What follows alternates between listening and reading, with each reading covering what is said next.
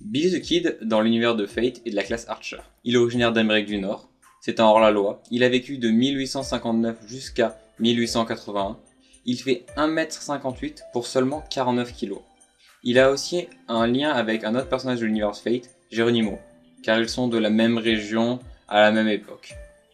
Ensuite, nous allons parler de son histoire. Sa mère a émigré d'Irlande pour les États-Unis à cause de la famine.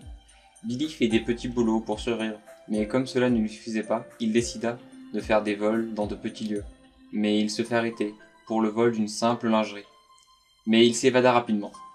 À l'âge de 18 ans, il commet son premier meurtre lors d'une bagarre qui tournait en sa défaveur.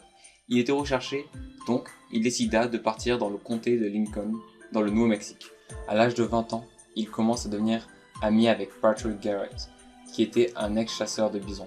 Mais quelques mois plus tard, Garrett devient le nouveau shérif du comté de Lincoln. Et sa première directive était d'arrêter Billy the Kid, qui a sur lui une prime de 500 $. Et lors d'une fuite de meurtre, ils se font encercler par Garrett et ses hommes. Billy the Kid et 3 de ses hommes se rendent après une courte fusillade. Mais comme avec le temps, ses crimes se sont multipliés.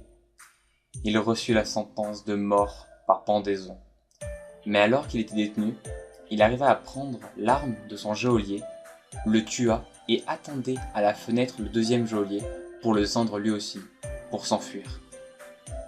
Mais après cette évasion, au lieu de quitter le pays, il reste dans les parages et grâce à des informateurs, Pat Garrett savait où Billy the Kid résidait. Il décida donc de l'attendre dans sa chambre quand Billy the Kid rentra. Il vit une silhouette et d'après les légendes, il dit « Qui est là ? Qui est là ?» Et à peine avait-il fini que le shérif tire 2 balles, dont une qui touche le cœur de Billy the Kid, et le tue sur le coup. Il est dit qu'il a fait un total de 21 morts sur ses 21 ans. Enfin, nous allons parler de son noble fantasme, mais avant un extrait.